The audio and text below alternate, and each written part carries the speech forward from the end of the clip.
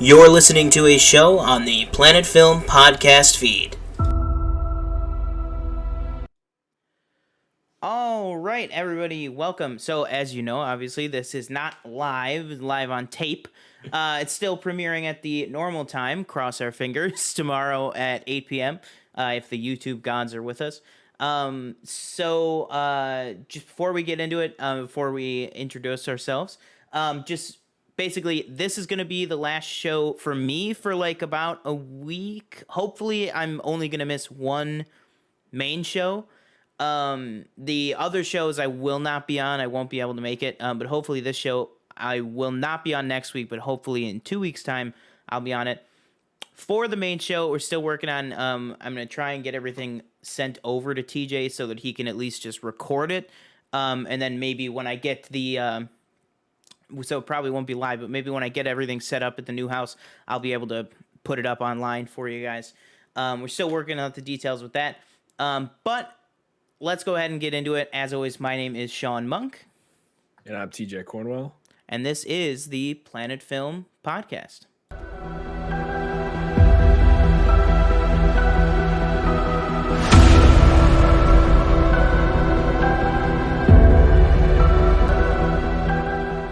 All right, welcome. So, with the brief intro aside, as we were saying, this is being recorded in advance. We're recording this on Monday, so just quick disclaimer up at the top. If we miss any sort of news or anything that comes out on Tuesday, which does tend to happen, we've had several times where it comes out right before we go online, that we just won't be able to get to it. We'll probably tweet about it if it's something huge and like earth-shattering. If not, we'll just catch it in the next show. We'll get caught up. But that would be why if we miss any like huge glaring things, if you guys are like, why didn't they cover that? Also, this is going to be a YouTube premiere, so still feel free, watch it. You know, we won't be able to read it back. But, you know, if you guys want to, still sound off in the live chat. You're still going to have that option on the YouTube premiere.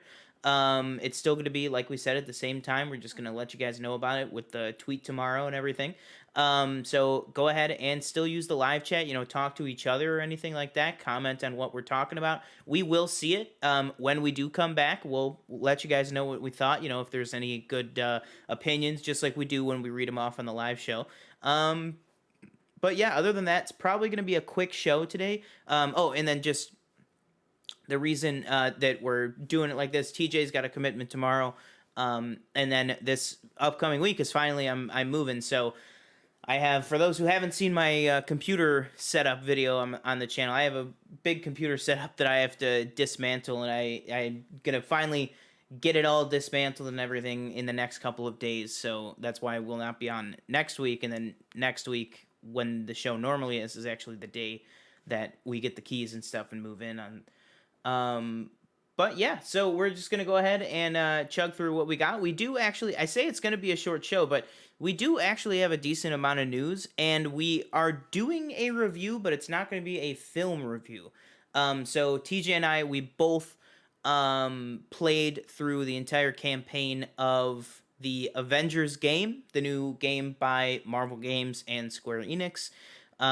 Played through that, so we are going to be giving you our thoughts. Not going to be probably as in-depth or as long as a film review, just going to give the overall feel of what we thought of the game, and then maybe some light spoiler talk as well. But let's go ahead and get right into it. So what have you been up to, TJ? I know that you have something that you want to talk about. I'll let you talk about that, and then I have something that I want you to talk about as well, so we will get to that. Well, I got my COVID test finally. There we go. It's Saturday. I keep forgetting it's Monday. It kind of feels like a Sunday.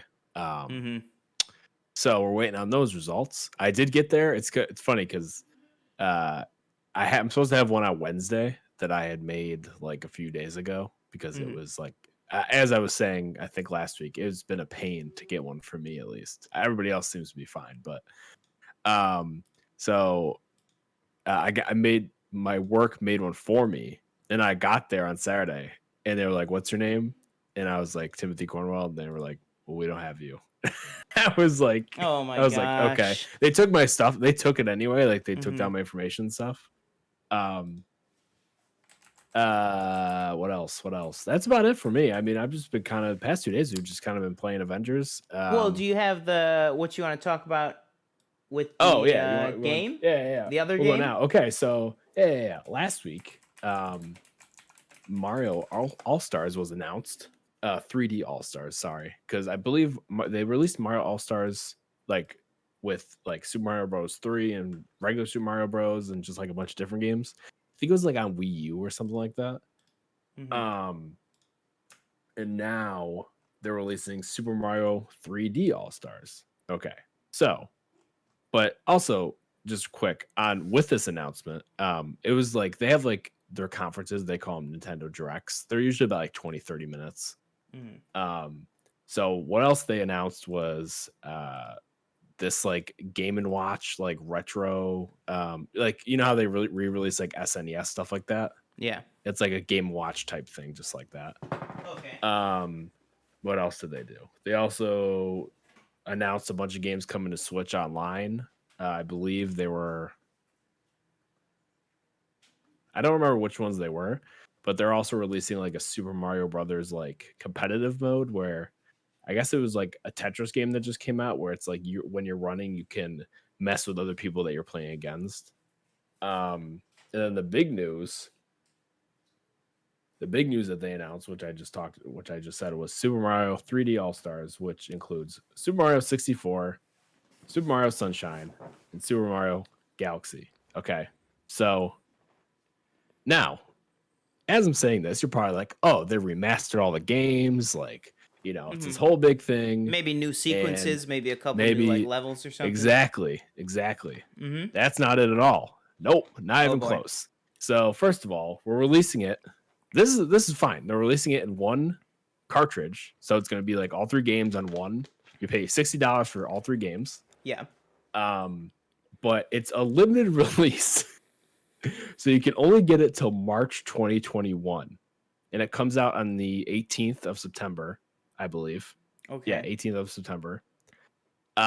So it's digital. You can get it digitally or physically, but both of them are you're only able to get both until March, and that's it.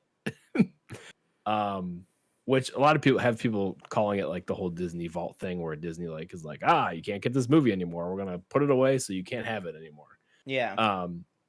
And the other thing with the game is the games are they're not remastered at all.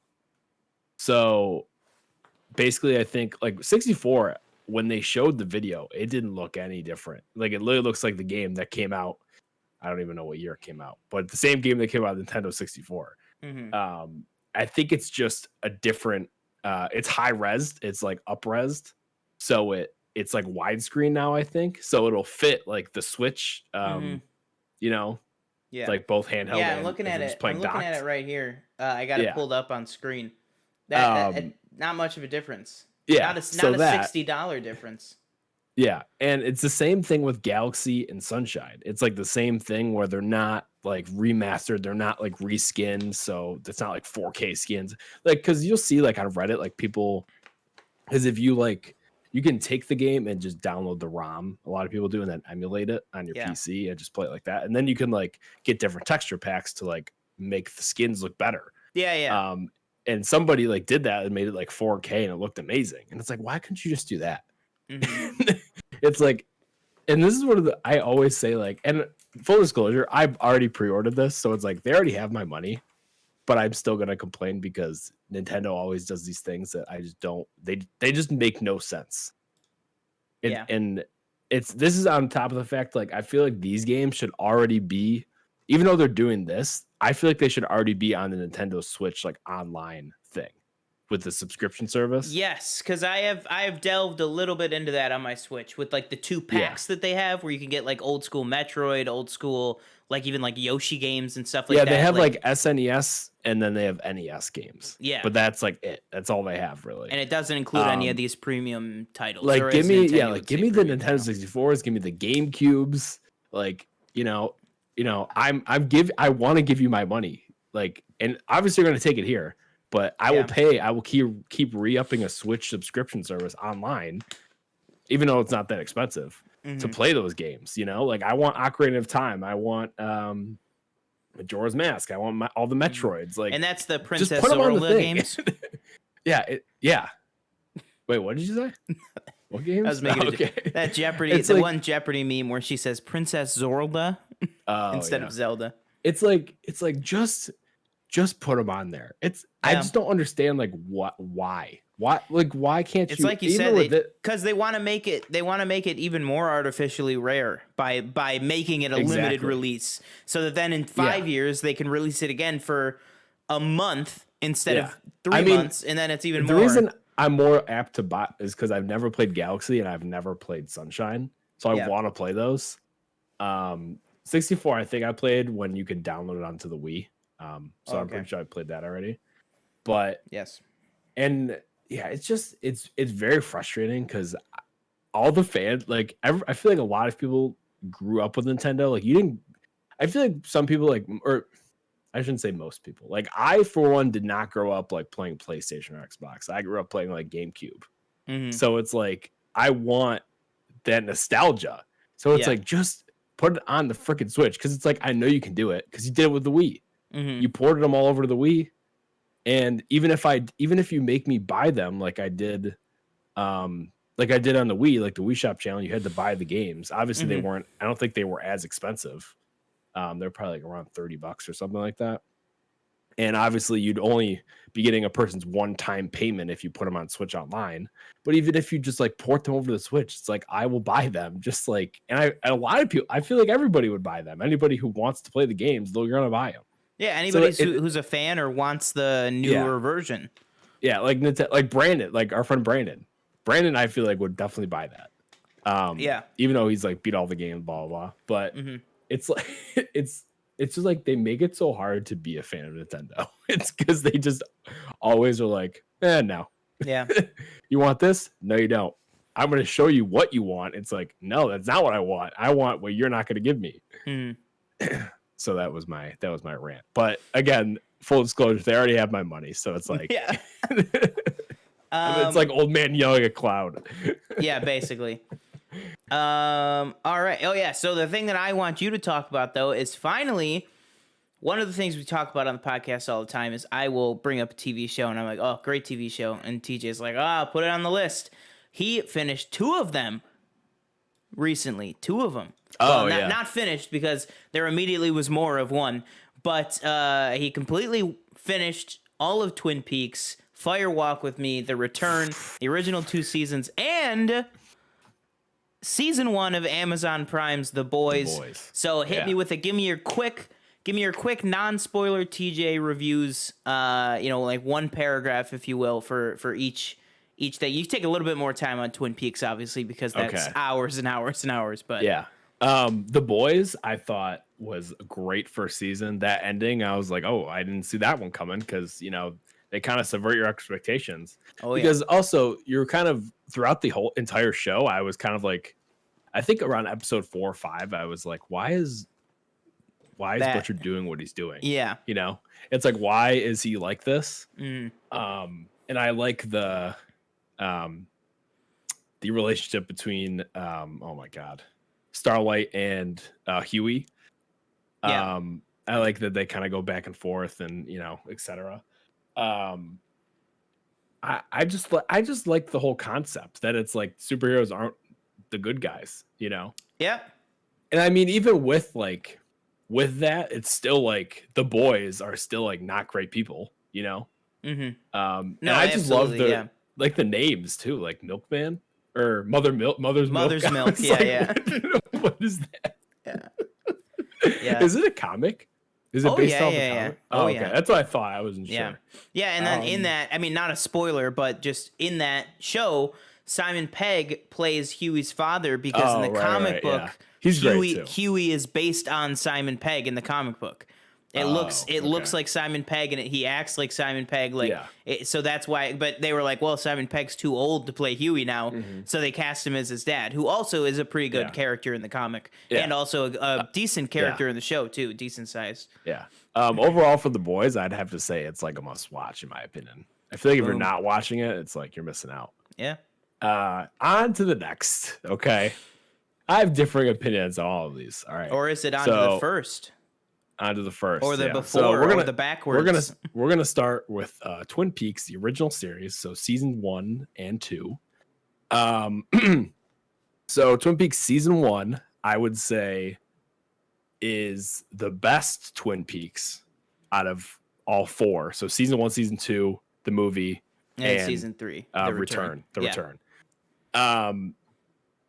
Twin Peaks season 1, I feel like is such an original idea in just like it's kind of like off the wall. It's only something that could come from David Lynch, and of course Mark Frost, as Daniel always reminds me, is that he also wrote this. Yeah. It's not just David Lynch. Mm-hmm. And being not that big, like I saw the only David Lynch movie I had seen was Eraserhead, and I was kind of like, I liked it, but I was like, what am I watching? Like, like what is this? So season 1 I really liked. Season 2, and I had stopped. I had finished season 1 because I think it's like 8 episodes or so. Like the first episode's like an hour and a half, and then the next are like 45 minutes. Yeah. So I finished season 1. I started season 2, but I had taken like a really big gap in between. And then I just started up when we moved in, a few weeks ago, and I was just kind of running through it. Season 2, I think, in my opinion, gets off track in the middle. We have a lot of different subplots going on that kind of move away from Laura Palmer and her story, and because as soon as I mean, are we? It's an old series. Are we like spoiling it, or does it matter? Depends on. I mean, I guess it would depend on what it is. What do you have like a? Well, okay. As soon as I'm just gonna say like her dad's name.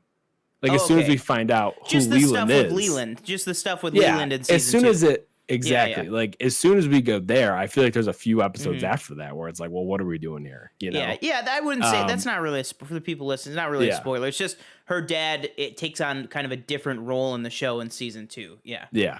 But yeah, I totally agree. Totally agree. And it's kind of like, it's just, I don't know. And don't get me wrong. Like the last like episode of the season, I was like, this is where it ends. Because I knew about if I was watching it like 10 years ago before the return, I'd been like, well, what is this? Like, are you gonna follow it up or anything? So now that there is obviously a follow up, so yeah, overall season 2 not as good as the first one. Still like it. There's a few episodes in there. I mean, I can't name them like off the top of my head, but it's still like a decent season, but it gets off track. Yeah. The movie. So Twin Peaks Fire Walk with Me. Which, for those who don't know, is a prequel set like just a few days before, basically leading up to the original show. With all the same cast, we should say. Except Donna. Oh, that's right. Yes, does not have the same Donna. Yes. Which apparently she didn't want to come back because she didn't like the way she was written in the second season or something like that. Yeah, something like that.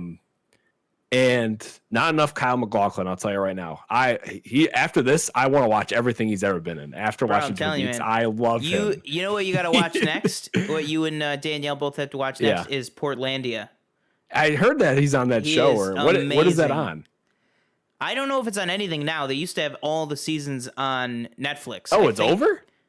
I don't really know. It was like one of those things where it was like, for like a while, it was only 7 seasons. Then all of a sudden, a couple years ago, they were like, "Oh, here, but there's a season 8," and then there just hasn't been a new one. I don't think it's been like officially canceled. I think it's just like on indefinite hiatus. Or something. Yeah.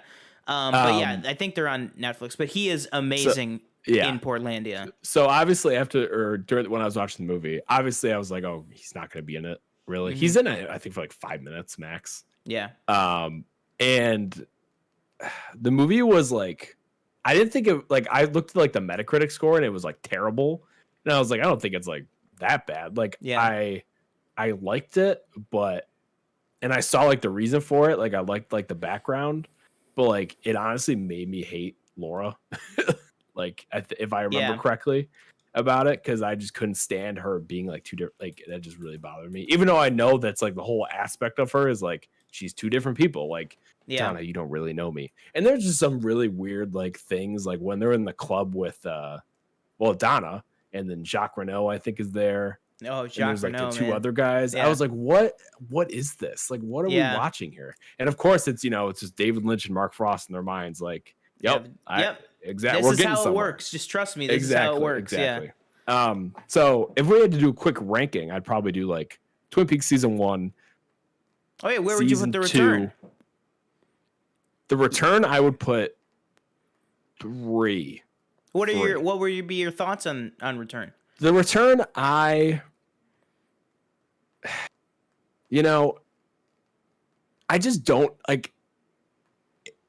I don't know. Like, I just Come on, you I don't like a whole I episode wanted- of Ben knocking on a wall or I whatever. wanted more of all these characters, and it seems Yeah. like he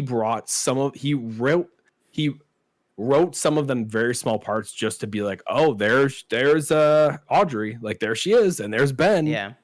Like Ben actually had like kind of a story. Audrey had nothing. There was no point in her being in the show at all. Yeah, I was surprisingly I was fine with God, it's been so long I can't remember his name, but Ben and his brother. I was fine. I was fine with that exactly. I was like, storyline. oh, Ben, there he is. Yeah, like I didn't need it, which is weird because in the original 2 seasons, it's like, yeah, Ben's a big part of it, but like Audrey's the main like one that you're following of that family. But then it's like, then in The Return, I was like, I am in on this.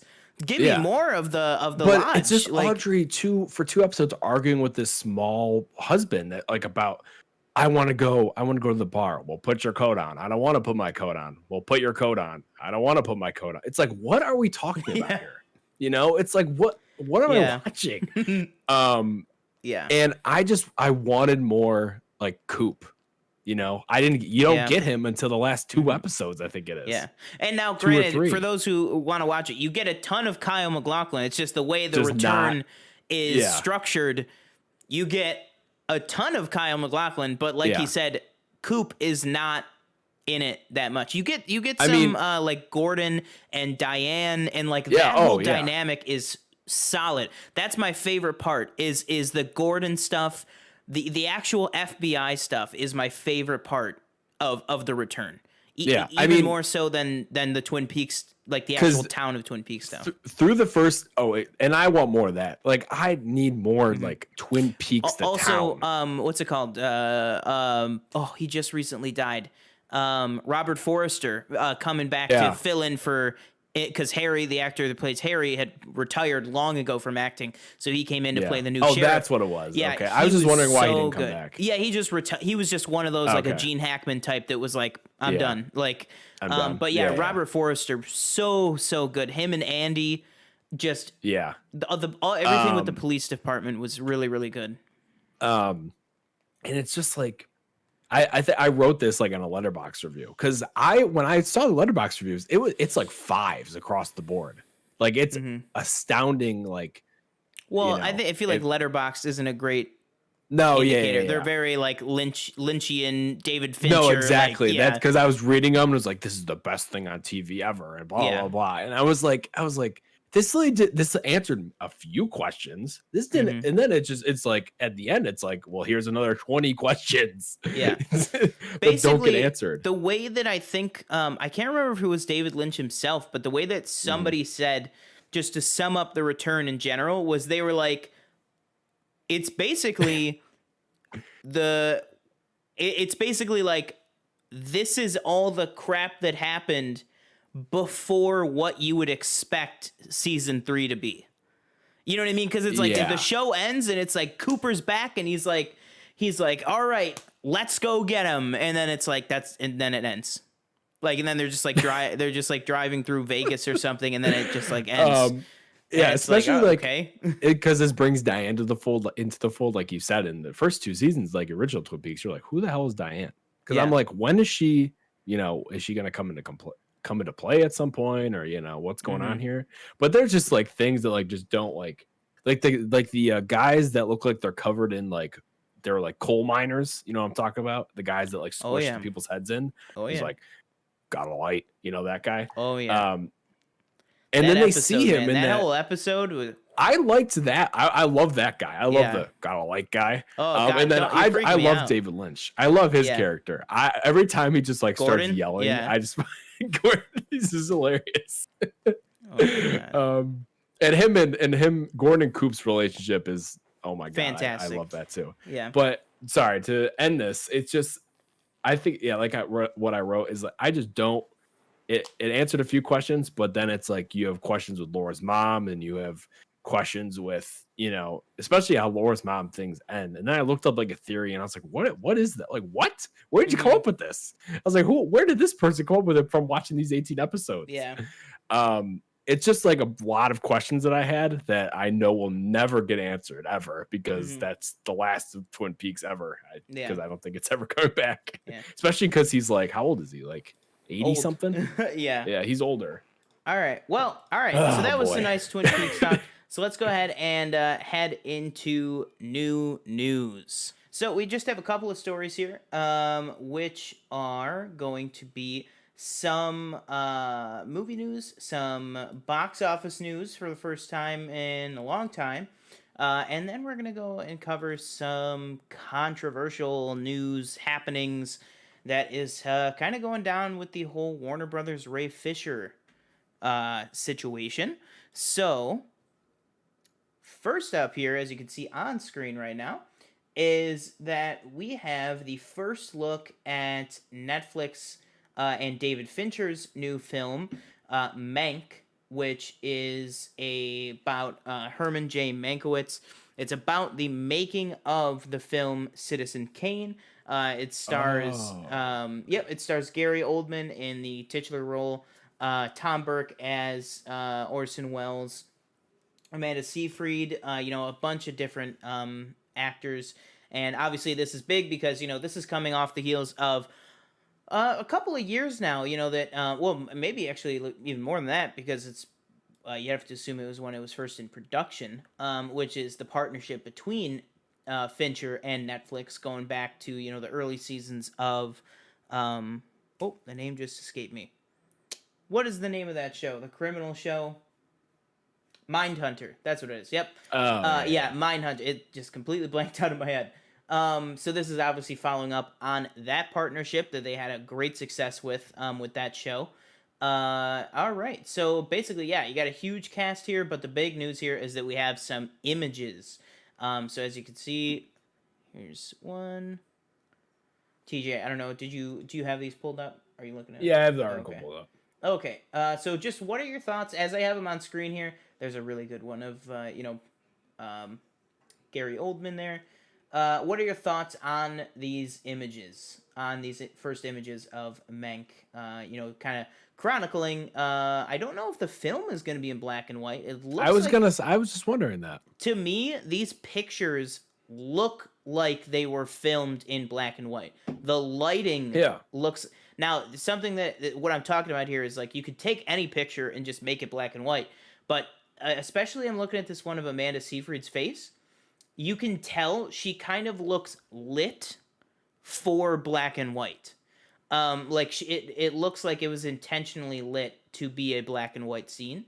So what are your thoughts on the images, and what are your thoughts if this film is going to be in all in black and white? I'm pretty excited for it. I feel like it would make, if it's all in black and white, I feel like that would make sense because it's probably a period piece in that, because obviously Citizen Kane is in black and white. I don't know. I don't know much about this, but it's got a few people that interest me, and I've only seen, I think, 3 Fincher movies. So I've seen Zodiac, Social Network, and Gone Girl. Which those are good ones. I haven't seen Gone Girl in a long time. Those are good ones. I remember it being very good. I don't know. I'm excited for it. Is it so? It's a Netflix. I didn't know it was Netflix. I didn't even know he signed like a deal for that. Yeah. So it's just coming off the partnership they had from Mindhunter. Okay. But yeah, I don't know if this started its life as a Netflix movie or if maybe it moved to Netflix. I'm not sure. But either way, yeah, it's going to be a Netflix movie. So again, we're seeing, these auteur directors making these streaming service movies. Again, I think it's just another indication that these streaming movies are real. They're they're big. They are cinema. Thing. Yeah, they are moving in that direction. Speaking Sorry, of auteur Spielberg. directors, real quick. Sorry, this is kind of off tangent. Yeah. Did you see that they're Joss Whedon? Oh. No, Coppola's cutting a new cut for The Godfather Part 3. Part 3? Oh my god. I've seen Part 1 and Part 2, and I never finished Part 3. I think I started to fall asleep or something. Just like that. when I think I'm out, they pull me back in. That's the one. That is the one. Why'd you do it, Big Michael? news on that front as well. Why'd you do it, Michael? Exactly. Why? Oh man. I know what it a was movie. you. I know it was you. I killed my brother. All right. we got one day we will review the Godfathers on here. They will have their own episodes. Yeah. But one day we will get to them. All right. Yeah, so awesome to see these images. Like I said, if the film is in black and white, awesome, even better. This definitely gives me serious Trumbo vibes. That is absolutely what this feels like to me. Is that the Bryan Cranston one? Yeah. I mean, I'm not saying that's a bad thing at all, because that movie's incredible and his performance is incredible. I think this is going to be another one that is going to just show again how, I'll say the swear word, how fucking incredible Gary Oldman is as an actor. Yeah. I think it's going to be one that probably maybe gets him nominated. Only time will tell. But yeah, it's going to be awesome. Yeah, you look at this cast here. You got this first picture, which is Charles Dance as William Randolph Hearst, which is amazing. Then yeah, you just have so many people in here. Like we said, Tom Burke as Orson Welles, Lily Collins as Rita Alexander, and then obviously Amanda Seyfried as Marion Davies, and then Gary Oldman as Herman Mankiewicz. So yeah, again, just really, really excited to see that. Let's see if we have any sort of release date here. Oh, sometime this fall. Okay, oh, wow. Yeah, wow. So we are in sooner fall. Than expected. Yeah, we are almost in fall. So, wow. Okay, that's awesome. Yeah, that's the other thing that I love about streaming service movies is they're like, first look at Netflix is new, and then you're like, oh, when's it coming out? And they're like, in 11 days. And you're like, what? Whereas if this was a theatrical movie, they would put out these pictures 2 years ago. They would put them out the day they were taken. You know what I mean? And be like, oh, looks like Mank's coming along well. Whereas like Netflix literally just needs to put it out like a month before, and then people are hooked. All right, yeah, so definitely exciting news. I'm excited to see that. We'll probably be reviewing that on the channel. So let us go ahead and move on to our next story, which the next TENET. two stories are as our segment here. I need to make a little like graphic, like the bat signal, TENET talk, which is some more TENET talk for you guys. I assure you, listeners, it's gonna be over soon. We're gonna get through this together. It will. This movie will die one day. So basically here, we are going to be talking about the fact that TENET was released and is Christopher Nolan's first film since The Prestige, which is 2006, long time ago. A lot of movies between now and then to land a B cinema score, or I should say a B or less. Everything else has been B plus, A plus. So do you want to explain what that is real quick? Yeah, so basically what CinemaScore is, in the same way that we talked about, I think, last week about Rotten Tomatoes being an aggregate, CinemaScore is, I think, more what people think Rotten Tomatoes is, which is CinemaScore is literally, there will be a CinemaScore, like freelancer, like representative, literally at a movie theater that as people come out, they are handing them little sheets of paper that says, how do you rank this movie? How do you rank this movie? How do you rank this movie? And that is all tabulated to make a cinema score. And they do letter scoring, B minus, B plus, A minus, C, all that stuff. Yeah.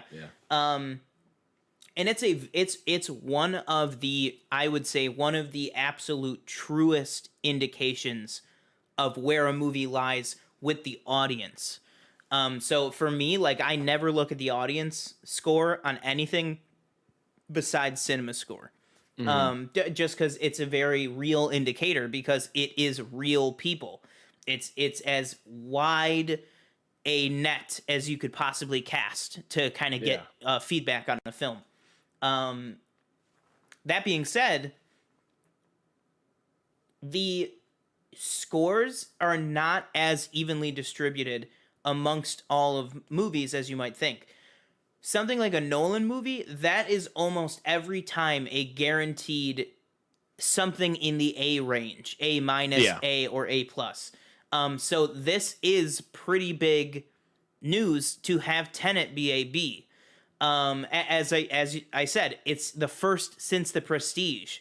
That includes, things like Dark Knight Rises and stuff or even Interstellar that maybe weren't universally, loved. Which probably contributing to that is the fact that I feel like I've seen a lot of people say that they come out of it and they just don't understand what was going on.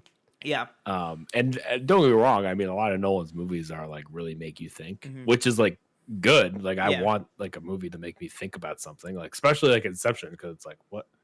Wait, so this is happening, but no, that's a dream. But wait, is this a dream? But what?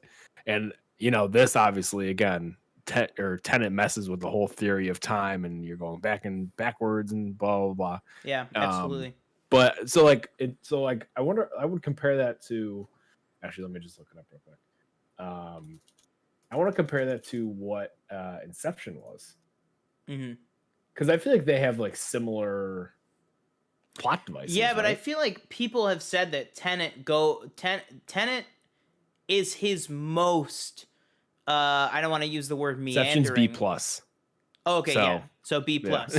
But still, that's the thing with cinema score, is that the difference between a B and B plus is like thousands of votes. Like it's a big difference. That's why, like, when the movie lies in the letter it lies in, it's very hard to change after that. That's why it's a very, very good indicator, because that means if the majority of people put it as a B, it's a B. Like, you could almost take that to the bank. Yeah. But yeah, what I've heard is, I've heard that this is kind of the one where he maybe indulges himself too much in the whole kind of, like we were just talked about with David Lynch, where he kind of goes too far into his little Nolan-isms. You know what I mean? I've heard that from a lot of different reviews. That's like I saw one review that was just like my review for Tenet, and it was the Jim Halpert gift from The Office where he just looks in the camera and he goes, "What is going on?" and I was like, oh boy, that does not bode well for the film. But box office. Yeah, the flip side to this, which is our second Tenet story, is Tenet is soaring well above expectations for box office. Internationally, that is, I should say. It's doing okay here domestically. There are very, very few theaters open. Right now, there's probably just a couple hundred out of the thousands of screens that are in American cinemas. But there's just a couple hundred for Regal and AMC both. It's hard to explain because it's a couple hundred theaters for those two big chains, but the places that have theaters open are very small markets. So it's not like there are hundreds of theaters open. Like a town in North Dakota or something like that. Exactly. Like, it's not like there are hundreds of theaters open in California or in New York. Like, those are specifically the places that there are not. And I think that what we talked about months back is, I think it's like New York and California account for like 60% of all domestic earnings. So yeah, it's not quite the domestic rollout that normal movies see. That's why it's not performing as well domestically. But I feel like for pandemic numbers, I feel like this is an unsafe amount of tickets being sold. Yeah, I saw that it was way more than I thought. I was like, 20 million? I was Yes. like, oh, for domestic, that's So not basically, bad. here, let me throw the numbers up on screen. So here we are looking at, now you got to keep in mind, Tenet, you're talking a budget, at least they're saying that, I think rumors were between 150 and 200 million dollars. Like, it's a Chris Nolan Yeah. movie. It's not a franchise, but you got to understand, if you don't know the clout that Chris Nolan has in Hollywood, his Yeah. movies are big. They cost a ton and they are marketed to hell. This movie even more so, because this movie had like 5 or 6 big marketing pushes because it Yeah. kept going.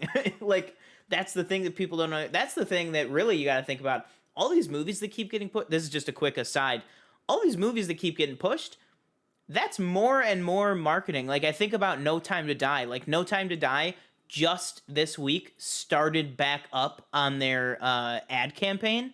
And it's like, they were done with their ad campaign. Their marketing budget was done. And now they have to do it all over again. Like, I can't even imagine how much money that adds by literally just having to start over your marketing campaign because you had no choice. God, man, do you remember that day that we were working in the theater and it was that day that everything went to hell and they announced that James Bond got delayed? It was I think the we were same- working together. We're like, oh, that's canceled. We're like Wonder Woman. Will that be? And they're like, nope, pushing Yeah. that. And then Well, just think about it. Remember, we heard November? yeah, And then we were like, Fast and Furious is getting pushed to 2021? No Yeah, way. okay. These people are crazy. Well, it's now September, and there's no end in sight. yeah. So I just, It's sorry, like because I love what, because I saw this tweet that people were like, I love what people sitting here saying 2020 is a wash, like 2021 coronavirus is gonna go away. January 1st, Oh, man. yeah. January 1st, it's gone. It's like, well, it's like an Airbnb. You know, we booked it for a year. Oh, if we booked it for a year, though, we have to wait until like February, though. All right. So, anyways, back to Tenet talk. So the numbers that I had on screen there for you guys, you saw there domestically, it's made 20 million and $200,000. So basically 20.2 million in the States. Internationally, it's picked up 126 million, which that domestic number is what people were expecting. They were expecting around 20 million for the domestic numbers. They were maybe expecting a little bit more than 20 million because these are very conservative. You got to remember all the projections and stuff come from the studio, so they always go low with their projections. So 20 million is good. It's not great, but it's good. What is fantastic is they were expecting like 35 to 50 million for the international, and that ranked in over 100 million. That was like crazy money. They were not expecting that big of an opening at all. Like you see here, countries like you got France bringing in almost 11 million by itself. UK almost 15 million. And it just keeps adding up and adding up and adding up in all of these different countries and territories. And this is just what they are putting. Like, yeah, you see Australia and New Zealand, you know, they've been doing pretty good with the virus as of late. They hauled in, you know, almost 6 million. South Korea, almost 6 million as well. And then even Vietnam, you pulling in $1 million in Vietnam. That's not bad at all. And then also it hit big in China. China is something that hit huge for this movie. They didn't even think that China was going to be an option to open. And it ended up being an option right at the last second. And it made over $30 million in China, which is huge. And you got to remember, this is the first time we're getting numbers in. So this movie just started in its release. So who knows where these numbers are going to go in the future. They could go up, could go down. You could see a massive spike, just the same at the same chance, I would say, that you could see a massive plummet. But what are your thoughts, TJ? What are your thoughts on the numbers, on Tenet's performance, specifically in the international space, in Europe and Asia as well? I'm not really surprised because I feel like every other country is doing better than us. Um, Again, if this was like regular, like think of this as like a normal year, that'd be awful. I feel like, especially obviously Oh, like absolutely. domestically. Yeah. um, but obviously they still have a long way to go before they can make their money back. Oh yeah. And I want to see it still. Obviously, I'll wait. By the way, full disclosure, my LEDs are actually falling off the wall right behind me. If you Yeah. see that in my mirror, You can see it in the mirror. Well, it'll keep the show interesting, I guess. Yeah. So, Oh, there it goes. there he goes. Well, all right. That was funny. We're good.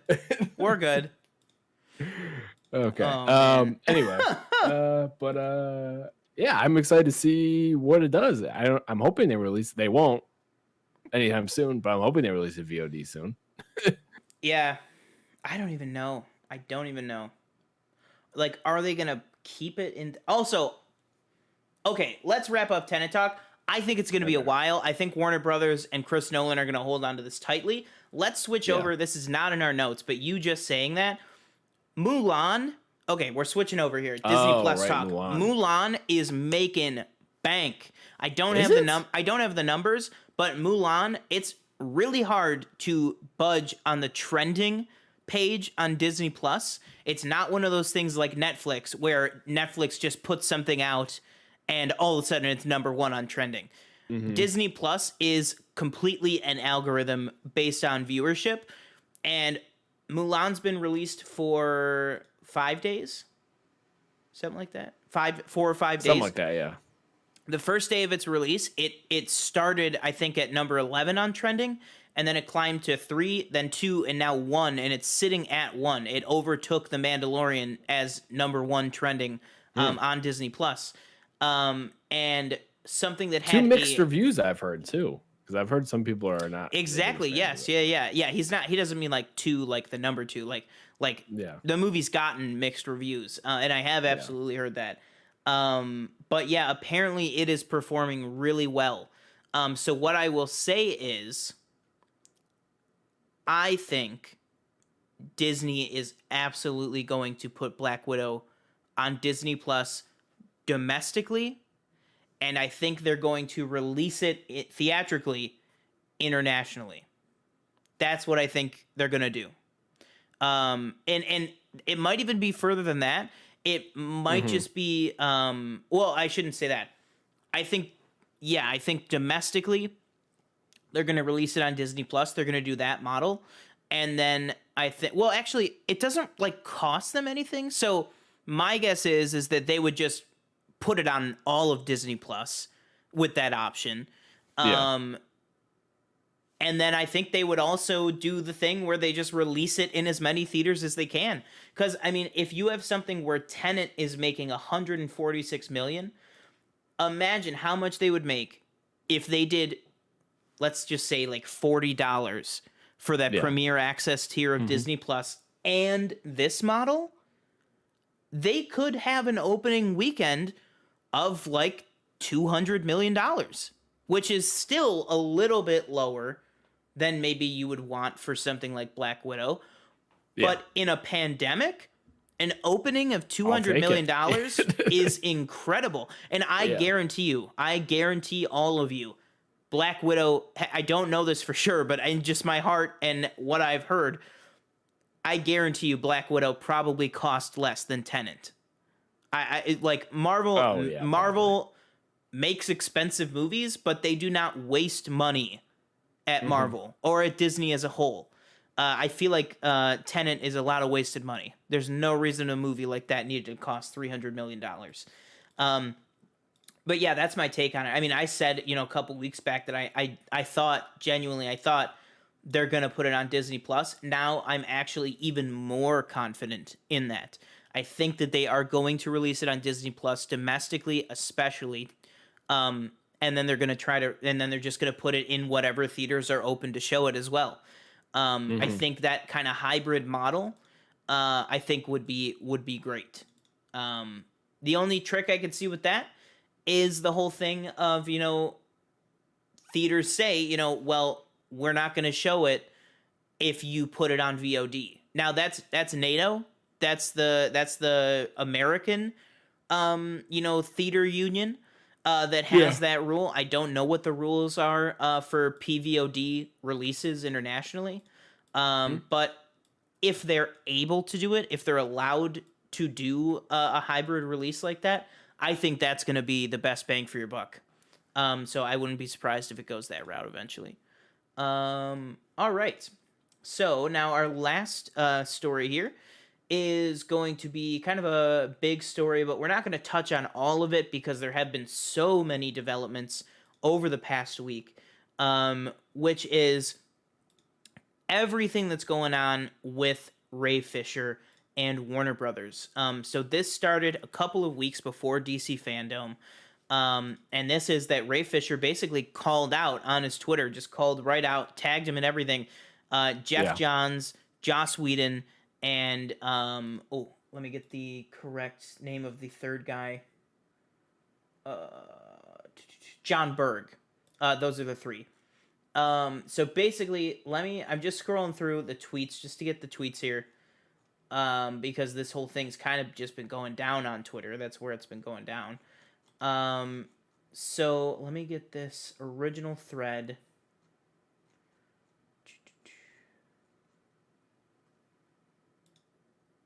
Oh.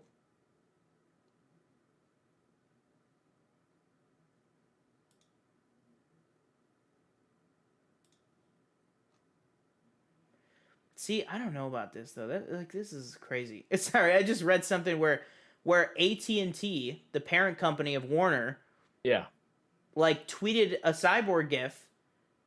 What? And then he retweeted it with like a little heart emoji. So it's like, I don't know who they think is in the wrong here, because like something that you'll see in what I'm about to read is that Warner Media and Warner Brothers Pictures, although they harbor over the same material, they're two different companies. Different, and they're both owned by AT&T though, which is like what it just is so weird. Like, so it looks like maybe he has the support of the parent company. But maybe not the support of Warner Brothers so weird. Pictures. Because that would be so weird, because you're supporting the actor against your subsidiary. And this whole thing is happening while he is in deep, deep talks to not cameo, to co-star in The Flash. He's still into. Isn't he supposed to get his with the character. Own movie too? Didn't they bring that back up or something? He's still slated to have a solo movie and to be the co-star of The Flash while all of this is happening. Okay, so basically, I'm just going to start with this tweet. There have been more. So basically, the whole thing is that he basically said that Joss Whedon made a very uncomfortable, inappropriate, unprofessional work environment on the Justice League. I hesitate to even call them reshoots, just on the Joss Whedon portion of Justice League on that set. And basically he said, and he was not put in check by the producers Jeff Johns and John Berg. Now, Jeff Johns is a humongous part of DC. He is a massive part of DC. He has his hands in the movies. He has his hands in the TV shows. And he definitely has his hands in the comics. He used to be the head of the comics. He since has stepped down from that to focus more on producing. And then Jim Lee has taken over since to run the comic side of things. So Jeff Johns is a big guy. This John Berg guy, I'm not too familiar with. It sounds like he's just a regular, just producer. Just like a Hollywood producer. Basically, so then what happened this week is Ray Fisher tweeted something out saying, let me just find it real quick. He said, "So you can better understand how deep this goes, : After speaking out about Justice League, I received a phone call from the president of DC Films. He doesn't name him here, but that's Walter Hamada, wherein he attempted to throw Joss Whedon and Jeff Berg under the bus in hopes that I would relent on Jeff Johns. I will not, period." and then he said A over E, which is his whole thing with this, which is accountability over entertainment. Yeah, that's like the whole thing that he's been talking about with this is that you got to have accountability over entertainment.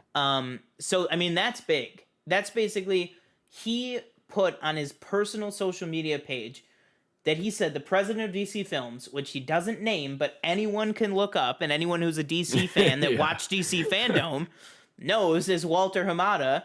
He literally said he attempted to throw Joss Whedon and John Berg under the bus. So basically, listen, we can denounce the actions of these two guys, but you cannot taint Jeff Johns' name, which makes sense because, like I just said, Jeff Johns is a huge part of everything at DC / Warner Media. He's a humongous part of it. And that's just like, it's just terrible to hear that. So then basically, Warner Brothers shot back because clearly Walter Hamada saw that and was very upset, I'd assume. Yeah. And so Warner shot back by saying, listen, there is an open investigation going on in this, and Ray Fisher is not even cooperating with the investigation. Like, they basically were like, don't even listen to this guy. He's not even helping us with the investigation that he wanted us to start. To which a lot of people, I saw people, it's really kind of sad to me, because I saw people were hopping off the train. Yeah, people were like, yeah, see, I knew it. He's just being a drama queen, just trying to start stuff. Yeah. And then Ray Fisher tweeted this, and he just said, thank you for all the support and for seeing through at Warner Brothers Pictures' desperate and scattershot attempt to discredit me to continue protecting those in power. That's what he's talking about when Warner Brothers Pictures said he's not cooperating. And then Ray Fisher was like, listen, I got the receipts, bro. He said, I met with the investigator via Zoom on August 26th. So this is right after Fandom or right before? Right after Fandom. He said, below is an email I sent to my team and to SAG-AFTRA, which is, the SAG Association, the Screen Actors Guild, immediately after. It says, hey crew, let me throw up the picture. It says here, this is from Ray Fisher's official Twitter. He says, and you see the date right here on Gmail. It says August 26, 2020, 12:49 p.m. Hey crew, just got off the line with the investigator. Had to end the interview early before going into detail with him. He's definitely been put on the case by Warner Brothers Pictures, not Warner Media.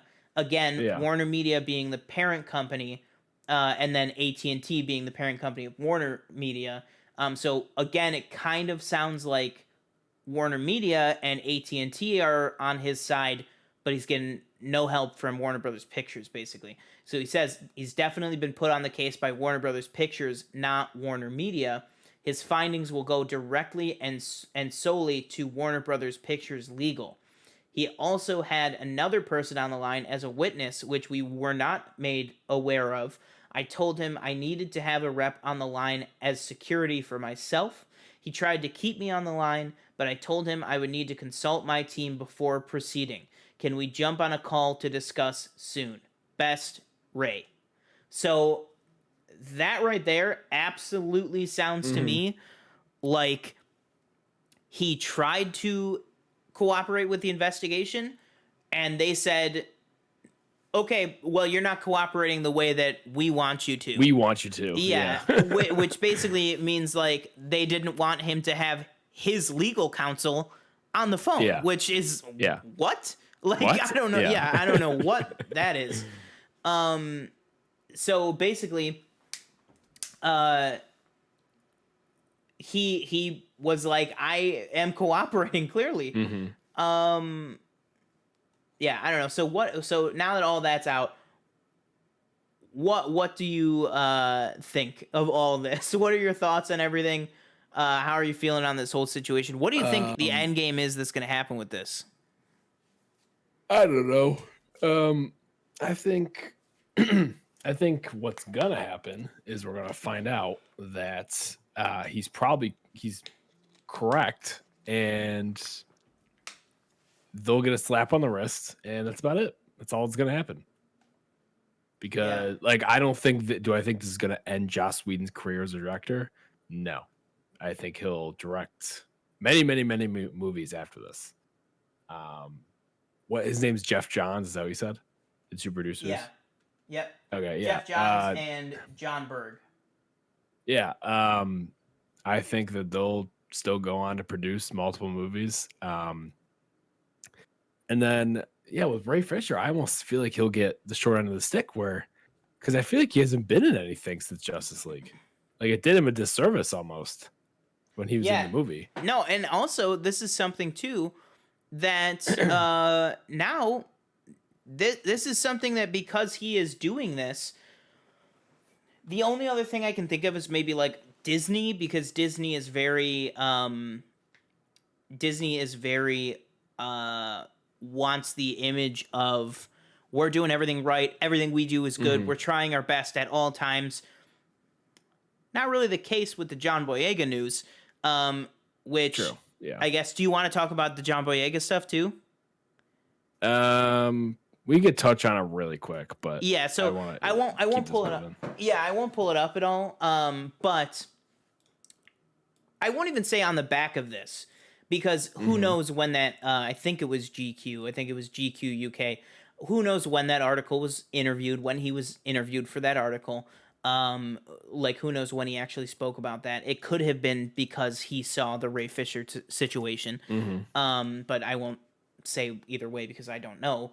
But basically, John Boyega had this huge, basically he was the cover spread of GQ UK this past week, and he did not relent on anything with his experience with Star Wars. He basically went full on, he did not Disney bash. He didn't really bash anyone, but what he said was everyone knew. He said Adam knew, meaning Adam Driver, Daisy knew, Daisy Ridley. They got all the finesse. They got all the story. But people like me, people like Kelly Marie Tran, he said even like Oscar Isaac too, to a certain extent, like got sidelined. And it's like, yeah, you can see that. Just wrong. Watch the movies. You can see that. I mean, Finn became a meme with shouting Ray, that like that's his only line. How many times does he say that in the movie? Like, exactly, it's like the only thing he says. And what do you want to say? And he made it very clear. He said in the article, he said, and don't harp on J.J. Abrams. That's not who I'm talking about. So again, it's not quite like Ray Fisher, where Ray Fisher is literally adding people calling names. John Boyega was just like, his whole thing was like, don't play around. You know what the vibe was. You know exactly what I'm talking about. Like, I don't need to name names because you know what you did. You sidelined and marginalized the characters of color in the new trilogy. And basically, I think the best thing out of that we'll just, I guess, wrap up the John Boyega stuff is he said, because I think the GQ interviewer said, do you have anything to say directly to Disney?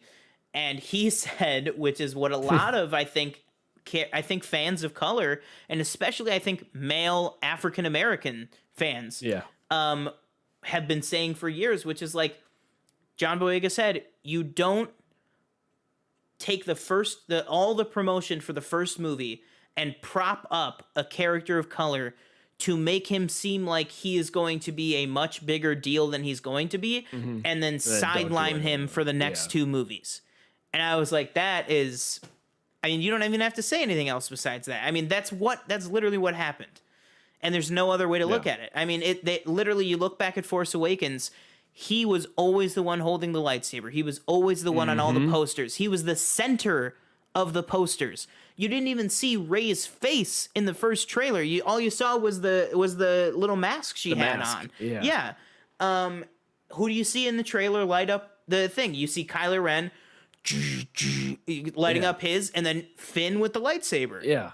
And then you go to the movie and you're like, oh, nope. That's like maybe the first movie you're like, oh, that's like, they kind of like, all right, kind of mess with our expectations, like thinking that it was going to be this guy, but it's really her.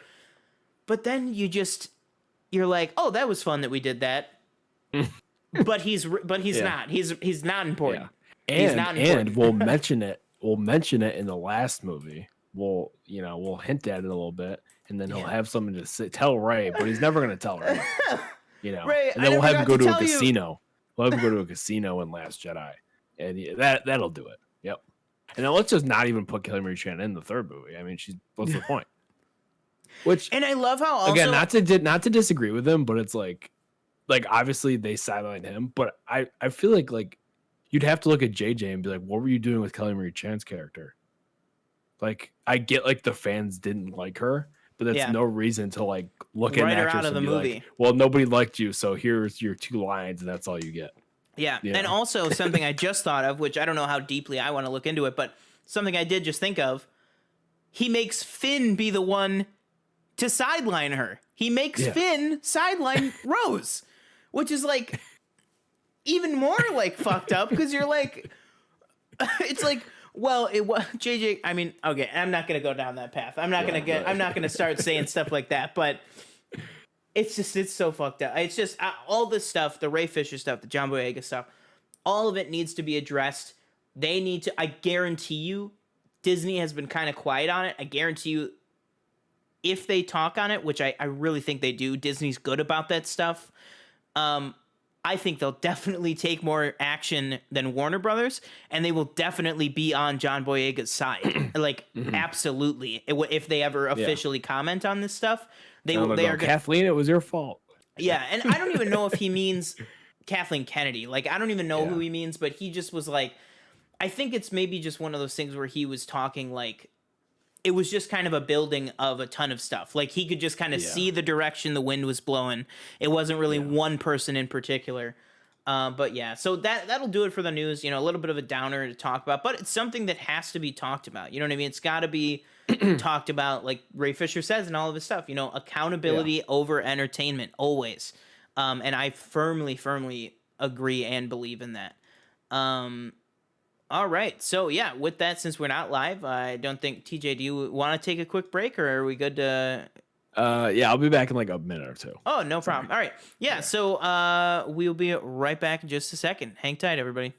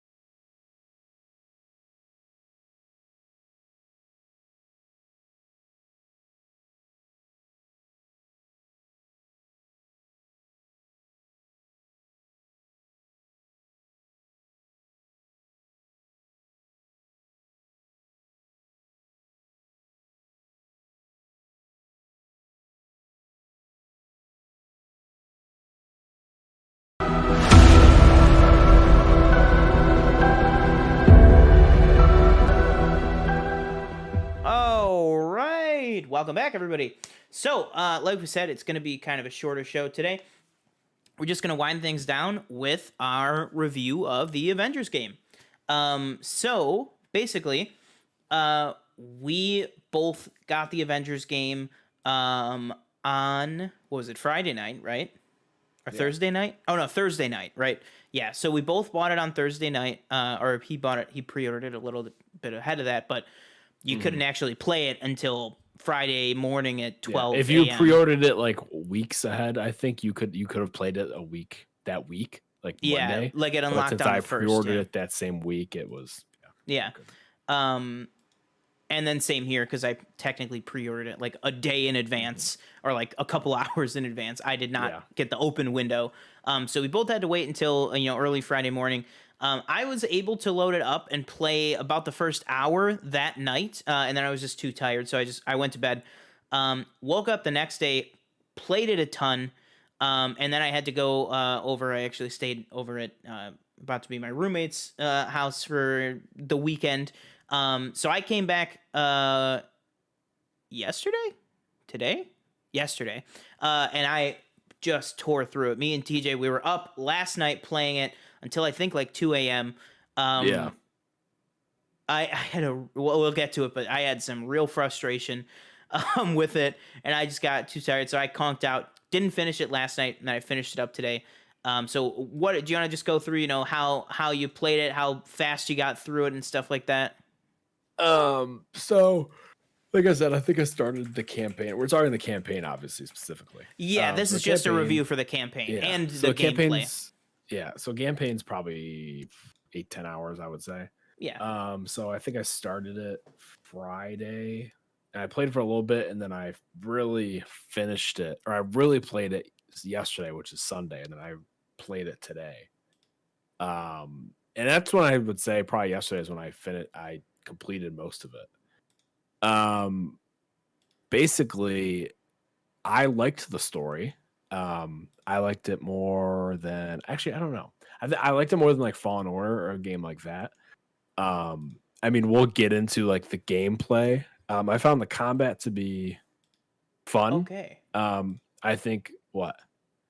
No, I'm just in. So you said you like this more than Fallen Order. Yeah, I like the story more than Fallen Order. Okay. I wasn't that big of a fan of the story of Fallen Order. Okay. But I think the combat, like I said, I think I said it to you when we were playing. I think it's kind of what you make it, and I feel like some of the characters have more depth in their skill tree than some other characters. Like I feel like Kamala, obviously, like I said, I feel like has the most depth in her skill tree, as far as fighting tactics go, different punches, different combos. I mean, the biggest problem I feel like with this game is the optimization. There's many times, as you're going to get into it as well, is it's just I'm looking at 2 frames a second here on my monitor. Oh my word! And by the way, we're playing on PlayStation PS4. 4. So that Just like regular, not Pro. Yeah, regular like PS4. Yeah, like as you know, we've talked about many times. We have pretty good computer setups. You could see it in the reflection of my TV and TJ's when he moves the chair. But if we had played on that, I am hoping that it would not be that kind of an experience. Yeah. But holy, I think 2 frames a second is generous in some parts. There are literally some. We're talking in the notes. We have it broken down on the overall feel of the game, then a non-spoiler kind of story review, then a spoiler review for everything. If we're talking overall feel, holy gosh. Some parts, and we're talking about like 1% of the overall game, if that, like a fraction of a percent of the overall game. We're talking about seconds at a time, but holy shit, those seconds are awful. I'm sorry. Spoiler alert for my review. I enjoyed the game. I know TJ already said, he enjoyed it as well. I enjoyed the game, but holy shit, they need to do something. I literally said to TJ at one point while we were playing through it, because we were in the Discord chat, Yeah. We were talking in Discord as we were both playing through it, because for a while there we were like synced up basically with where we were in the campaign.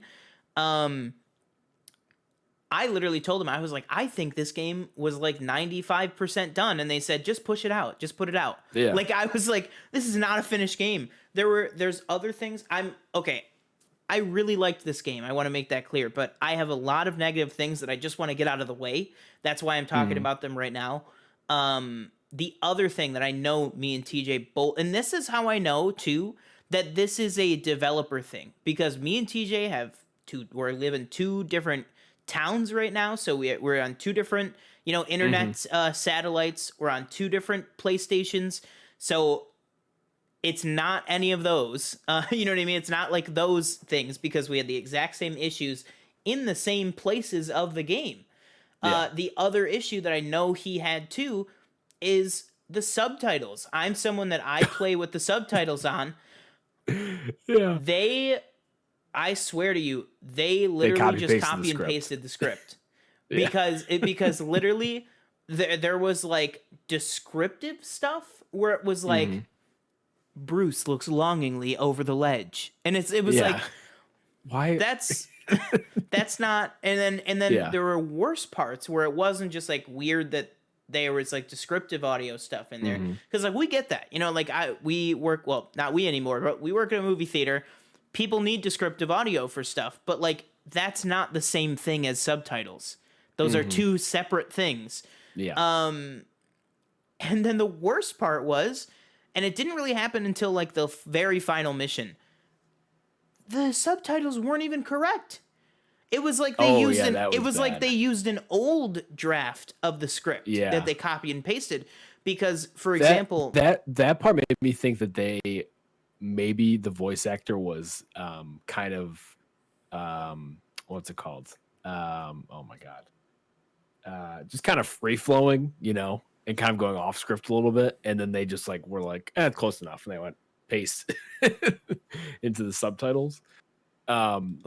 Real quick, sorry, on the story, I just want to touch on, like, in my opinion, the story grabbed me right away. I mean, I was pretty attached to Kamala from the beginning, with the whole relationship with her dad, and her going to this festival a day. And like you said, though, the story I thought was great, but like some of the gameplay is like, oh my god! And I think you're being generous saying 1%. I think it's more than that, because I think there was a lot of times where maybe it didn't get 2 frames, but it was like 10, and it was like I'm like what am I even looking at? And especially I don't know if you had the same problem. The final boss fight, I think I called it just like a clusterfuck of frames. So I was like, I really don't even know what's going on here. Oh, you're muted. Sorry, my headphones died for a second. Oh, okay. We might have to cut this real short. Okay. But I was trying to get him back online. We're good though. We'll see how long we can go. That final boss battle, while it was also, I will say, but this is not the spoiler section, but in the final mission, which is like a really long mission, it's way longer than any of the other missions. Like there's a lot of stuff in it. There's a thing where you have to fight a ship. That battle takes longer than the boss battle. Like I was done with the boss battle even quicker than... Yeah, the boss battle took me a little longer, I thought. Oh, really? I thought it was like super quick. Well, okay, there's kind of two... TJ will know what I'm talking about, or anybody who's played it. There's kind of like 2 sections of the boss battle. I think maybe I'm just thinking of the first one before the big thing happens. So maybe it did take a little bit longer, but just fighting the actual villain felt like it was like really quick. Yeah, I mean, correct me if I'm wrong with the boss battle. I feel like they were like throwing everything at, like, every enemy they had created. I feel like they threw at me while I'm trying to for like the biggest problem I had with the boss battle was Cap's part. where you're throwing the shield at the engine, and you're just getting obliterated by By all the the side fire and stuff. I'm Yeah. like, oh my, I'm like, I think I died like once or twice. I was like, I Yeah. can't even hit this. And then I send you a Snapchat. Is Cap's like down, and basically how you revive somebody is there's like a circle that forms around the character, and the other characters come and run into the circle. You have to stand there for about 5 seconds, I think, or so, Yeah. and then get back up. This, when I was playing with the AIs, Cap was down for a good, I think it gives you a 40-second timer. He was down for 40 seconds. Nobody helped me. I was like, hello. And I at least showed you. I was like, they're alive. Like, if you're looking at their health bar. The AI teammates in this are god awful. I think it varies. It would vary to me. Yes, I think it varied mission to mission. They would get me sometimes. But what was the problem? The biggest problem you had, not with it was the difficulty problem that you were having. Oh my gosh. Yeah. Okay. So there's this one thing, again, not spoilers, but I want to be specific. The mission is called Alone Against AIM. It's one of the first missions when you're fully, you've seen by the trailers and stuff, Tony is in an Iron Man suit. If that's a spoiler for an Avengers game, I'm sorry. But Tony Stark is inside of an Iron Man suit, and you're going on this mission that's called Alone Against AIM.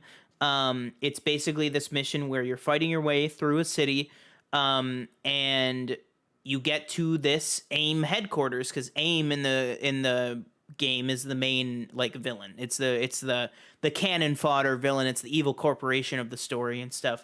Mm-hmm. And you basically get to this big headquarters for AIM, and there's this circle that you have to stay in while Jarvis hacks the door, and you're also fighting off, I think it's 4 or 5 waves. I think it's 4 waves. And then a big tank thing at the end of enemies. But you have to stay inside the circle the entire time. But the way, and I'm getting to the difficulty part in a second. I'm just talking about the actual game.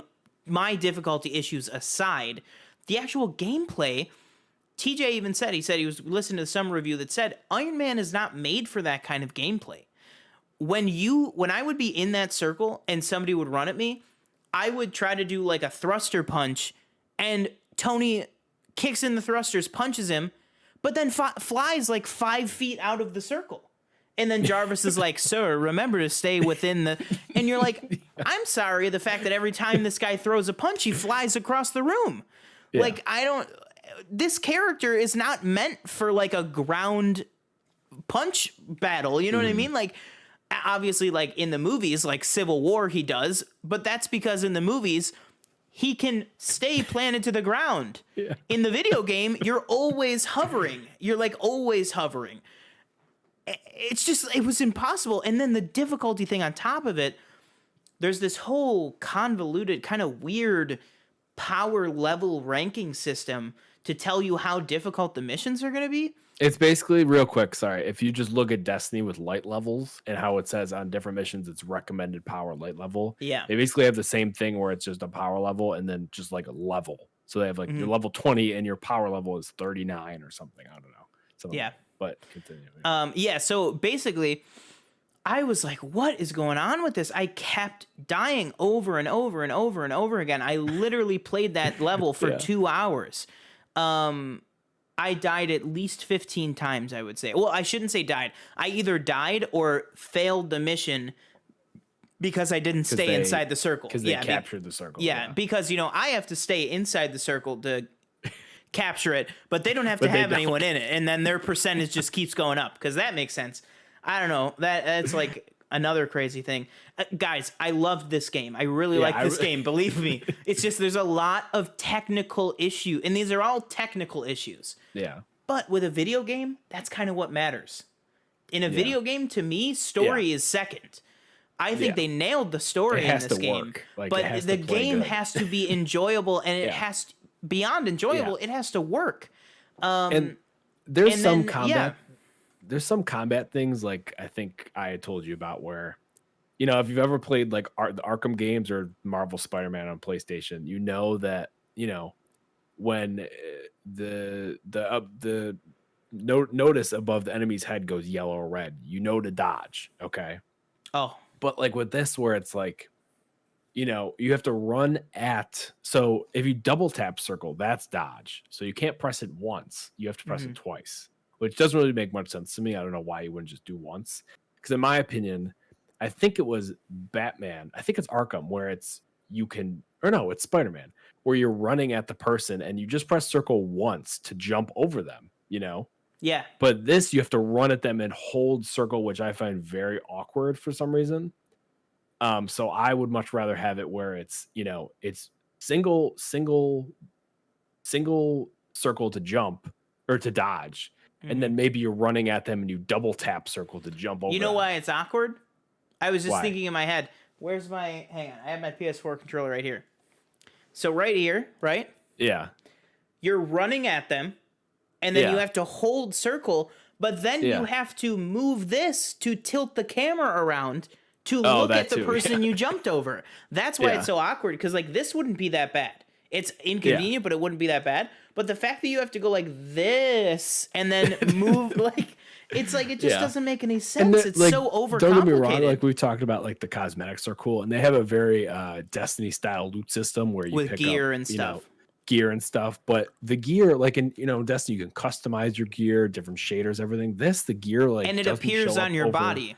Yeah, it doesn't show up over the cosmetics for some reason. So you could have a Hulk skin, but all your gear, like I think Hulk is like wrist things and then like something on his chest or something, but that doesn't show up.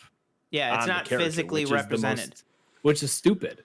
Like why like I want to care about the gear. That's the whole reason why that's one of the reasons people love Destiny. Or not one of the reasons, but like a small reason why I like Destiny and why I played it is because I liked leveling up the gear, but I also like keeping the stuff I could keep and then customizing it and how I liked it. And this game just doesn't do that for some reason, which blows my mind. And they definitely tried to go with the Destiny route, but also trying to change things while making it their own. But it kind of fails in that way where I wish it would just it would call up Bungie and go, hey, I want your loot system. Can I use it? And they go, yeah, sure. And then I just take it and make it Marvel. Yes. And like, for example, I'm trying to find a good picture. Okay, this is a good picture right here. Right here. Nope. That's an awful picture. Okay. There we go. Okay, yep, that's very good. Okay, let me pull up on screen here this picture of Ms. Marvel. Kamala Khan. Right here. She wears this outfit, the red and the blue with the red scarf. She puts that on at some point in the game. About halfway through, she changes from wearing a Captain Marvel shirt to wearing this blue and red outfit that's going to be her outfit later on. But this picture here that I have, that's like the box art for the game, she never has the golden symbol on it until the very end when she gets like her like Stark suit for the final battle.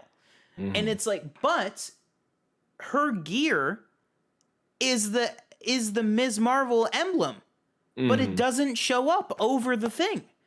Like, why do you advertise? Like, my thing is, why do you advertise that this has the symbol on it, and then in the game there's gear to put that symbol on her, but it doesn't actually show up on her? Like, what is the point of that? Sense. Like, it's just things that they tried to do where it's like, let's try to make this our own without blatantly like copying this other game. You know what I mean? Exactly. And of course, obviously, like I said, with the loot system, they do that. It's where you're fighting enemies, they drop armor, and you pick up the armor. And I think I said to you too, is I feel like you get armor way too quickly as well. I feel like it needs to be a grind. You need to be grinding. That's what again. That's another thing draws people to Destiny. It's a grind. Yeah, and that's the thing is that I think this game they decided to make the grind instead of the gear, make it the skill points. But to me, getting skill points does nothing for me. That I don't really care to get all the skill points. You know what I mean? But like the again, gear, it makes it sound like we fucking hate this game, but we actually really like it. It's just there's a lot of things that I would change. There's a lot of things that I would change. Absolutely. So all right, so let's go let's go over Spoiler. to what we Yeah. like, and let's go to the spoilers. So Stuff let's like do that, it the same way we do for the movies. I know Letterboxd you can't review games, but let's throw up our star rating. I think I'll go Okay. first. Are we going gameplay and story and everything? You know what? Because it's a gameplay game and it's factor in? kind of different, let's do two separate ones. Let's do Okay. gameplay and then story. I would go gameplay. Mm-hmm. I would give it, honestly, I would give it a 3 out of 5 for gameplay. Yeah. I would give it a 3 out of 5. 3 out of 5 stars for gameplay. For story, I would give it a 4.75 out of 5. I'd give it a 4.75 out of 5. I think what this game nails is the story. I think if you're a Marvel fan, if you're a little bit of a gamer fan or a game fan or whatever, I think you're gonna love this game. If you're like a big gamer and stuff, I think that's where you might fall off of this game, is because there's some things that are really frustrating. But that's like my 2 cents on it. What would be your scores? Gameplay, I probably agree with you with 3. I want to say 2.75 to 3, probably more 3. Okay. Because I don't think it's like terrible, but like we said, like like for me, I wouldn't go below fresh. Yeah, no, yeah, like the frames is, oh my god, and just the little tweaks that I said I would make, stuff like that really brings it down in my opinion. With the story, I'd probably go 4.5 because you know, really, like I really said, great. I've kind of, as soon as I was introduced to Kamala Khan, I kind of fell in love with the character. Yeah. I wanted to see her succeed, even though I think, I think you stated it too, she kind of takes a back seat a little bit in the story. That's you know what, I'm gonna go to a 4.5 out of 5 because the story is pitched that she's the driving force of the game. She's the driving force for like the first hour and a half and like the last 45 minutes, and like a little bit right in the middle, like that. But that's pretty much it. Like she gets sidelined pretty quickly, and she's not on a lot of the missions. Yeah, I would agree with that. Yeah. Yeah. Well, do you want to go into like spoilers and stuff like that real quick? Yeah, let me go ahead. I'll throw up the the old spoiler warning there. Yeah. So why don't you just take it away? Give us whatever spoilers you want to talk about here. So I liked the whole. Oh my god, I forgot his name. What's the villain's name? MODOK. George Charlton. I liked that whole thing. I kind of wish he had the whole like I wish he had the whole glass like thing where he's like just kind of his head like and he's got like little arms and shit like that. I wish I got that whole thing. He had a little bit of the little arms in this right at the end. He had a little where he went like this with one of them, and I was like, oh, it just flopped to the side. Yeah, obviously, Steve, as you've seen in the trailer, is dead. Turns out he's not dead. He's actually on a spaceship. Which again, that was a cool little. Oh, don't you mean the Ambrosia Shield satellite? Exactly. Yeah. Which I thought that was a cool mission. One thing I think the voice actors nail real quick was the like you said, the cadence. So it's almost like they're the MCU characters, but it's just different people voicing them. Yes, and obviously different character models and stuff like that. Which actually, one other thing I will say is about this game, I found myself getting used to the characters pretty quickly. I thought I would be like, I'd look at like Thor and I'd be like, well, that's not Chris Hemsworth, And I agree 100%. I think when they revealed the characters, obviously they had bomb voice actors like Noel North and Troy Baker and the other ones like escape my. I don't know. Yeah, I mean they had like those are the big ones. Cream of the crop voice actors. Yeah, to play. But the character models, everybody was like, "Oof!" Like those are rough. And I remember, and they were. Like, to be fair, they were. But it was early. Yeah, and I remember thinking, I was like, "Oh man, I wish they would just like," because obviously they'd have to pay them for their likeness if they were to use them. And obviously, you'd also get the difficulty with Disney, where Disney'd be like, "Well, people need to know that this isn't like the same thing. It's separate. It's completely separate. Like this story is not involved with the MCU in any way, shape, or form." That being said, though, we better be getting MCU cosmetics in this game. Oh yeah. If we can get the cosmetics, if we can get, oh my God, what is his name? Spider-Man. Jesus, I'm losing my mind. If we can get the MCU suits in the Spider-Man game, we should be able to get the MCU suits in this. Yeah. But yeah, like I liked the villain MODOK. Obviously, we get a fight with Abomination. That's cool with Hulk, which I actually found to be the most intriguing boss fight. I really liked that fight. I liked I actually that felt like fight. I was using Hulk's abilities. Yes. Yes. I do wish there was more of Yes. that. Where, like I said, I wish there was like, oh, there's Doctor Doom, there's Venom. I don't know, Venom. Sure, why not? Even though Spider-Man's not in the game only for PlayStation, he's not in the game yet.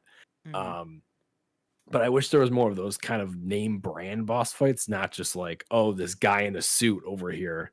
Like, obviously not talking about MODOK. I mean, like, oh, this random like soldier for this company in like a mech suit, I have to fight him. Or this big giant robot ship, something like that.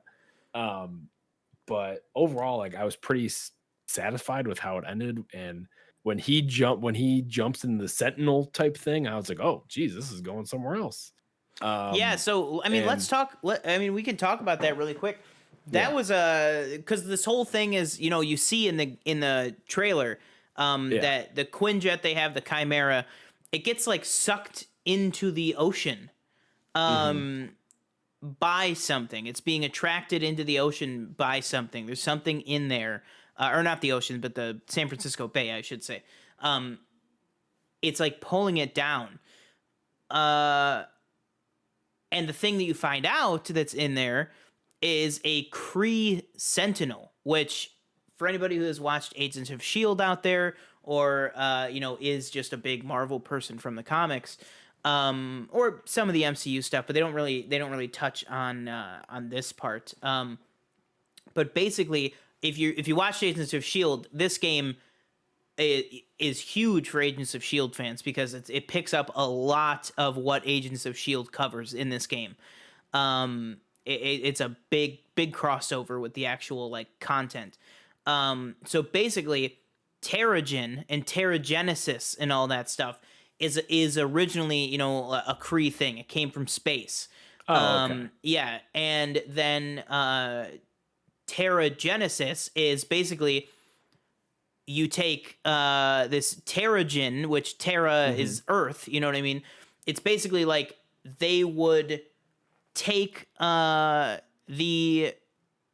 Terrigen to the people of Earth and like see what happens. And this is all like comic book stuff from like long times ago. Like that's basically where like the name comes from and everything. Like the Terrigen Mist is like a big thing on Agents of S.H.I.E.L.D. and stuff. And it all stems from space. Like it's all to do with the Kree. So that's why it makes sense that Kree Sentinel deep under the water was pulling the Terrigen from the helicarrier in. That's why that makes a lot of sense. And then it must have been the Tarleton, you found out that it was down there or something like that. But yeah, and then you see at the end, in the end credit scene of the game, after the Kree Sentinels, which is that's an amazing part of the fight. Kamala, she goes full embiggen. She becomes a giant, the size of the Kree Sentinel, like the size of like more than the Empire State Building, I'd say. And they have this huge fight where they're like basically knee deep in the San Francisco Bay, and she impales him on the San Francisco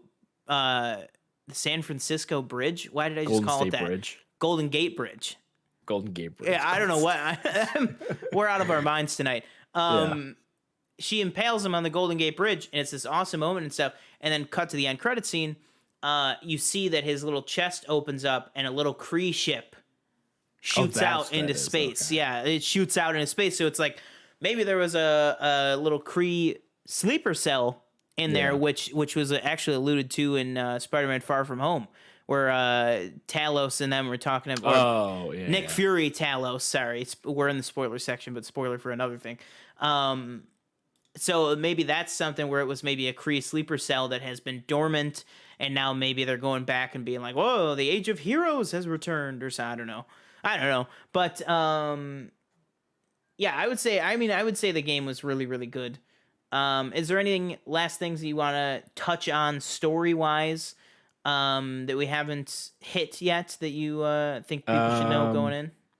No, I think it's a pretty good story they tell. I think, like you said, I feel like it's like Disney Plus esque, like it's Disney Plus level story. Yeah. Um, Again, like, overall, just it's a good story. It's just, and it's still a good game. Like, we haven't even dove into the multiplayer yet, Yeah. which I'm hearing is mixed, which is like it's not I'm hearing expanded enough. I'm hearing if you play with friends, It's fun. if it's fun, but but if you're playing with randoms or if you're playing with AI and stuff, forget it. Like forget it. That's what I've heard, is that it all comes down to who is on your strike team. Yeah. Which I guess makes sense. I guess I understand that. And I think overall, encompassing everything that we've played, if I'm going to give it like a star rating out of 5, I'd probably give it like a 3.5. I want to say. Yeah, I would say overall, with story and gameplay, I think overall I'd give it a 3.5. Yeah, I just think some the of those gameplay really technical bogs things, it down, in my opinion. Yeah, I just think some of those technical things really detract from it. And we say the story is on like a Disney Plus. Let's hop out of spoilers here because I want to wrap up out of spoilers. So spoiler alert off the screen. We say like we think it's like a Disney Plus level story. But I mean, honestly, that's only because of how good the storytelling in the MCU has gotten. I would put this like on par. Like this could have been the story in something like an Age of Ultron. Like, you know what I mean? Like, I think that like Age of Ultron, the actual story of Age of Ultron, like what that movie's about, I think is definitely on par with the story in this game. Yeah. If not, I think maybe the story in this game is a little bit better than the story in Age of Ultron. But yeah, and what we just said was we just gave kind of a overall at the end of the spoiler section, an overall score. So I'll just repeat it. I went with just a 3.5. I think it's just something that the gameplay really just tarnishes it, brings it down a couple levels. And what was yours? 3.5, same for the same exact reasons. Yeah, yeah. It's just unfortunate. It's one of those things that's really and of course, like all games nowadays, there's going to be updates that change things. They're going to get better. They're going to optimize it. It's just you would hope, and this is a game that was delayed a couple times already. It's just like you would hope that that stuff would be done before release. I don't know. I just think in general, I think video games take longer than video game companies give people to make them nowadays. You know what I mean? I mean, with the whole idea of like, about crunch and stuff. Yeah, like the that. crunch hours and stuff. Like, yeah, exactly. Like, but that's the thing. If this is the product, even while they're doing that, you got to give some breathing room. Yeah, you know what I mean? Like, just start the game early or just put it out a little bit late. Like, I just don't understand. Like, just take some extra time. Like, you will notice the difference. And also, your customer base will appreciate not working the employees to death. You know what I mean? Like, but yeah. So I think unless you got anything else you want to touch on, I think that'll do it for this show. That'll do it. Yeah, it did end up being a little bit of a quicker one. We're at about an hour and a half. Yeah. Yeah, man. I don't know.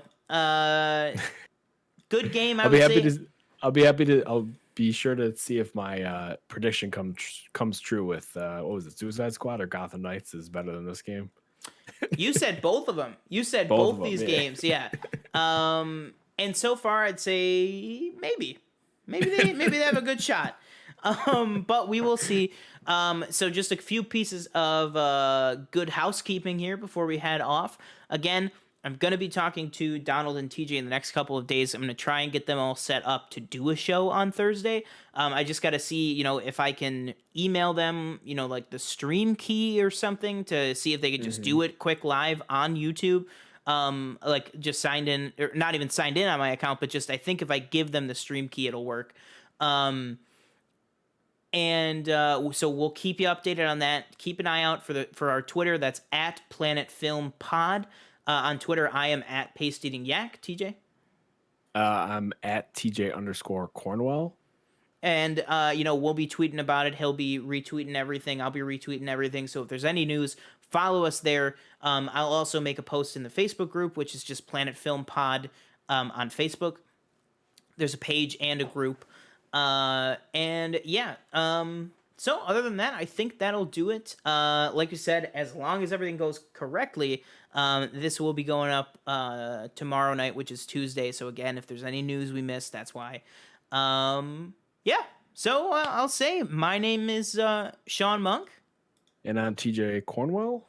And stay safe. And always remember to be excellent to one another and party on, dudes. We'll catch you in the next one. Peace.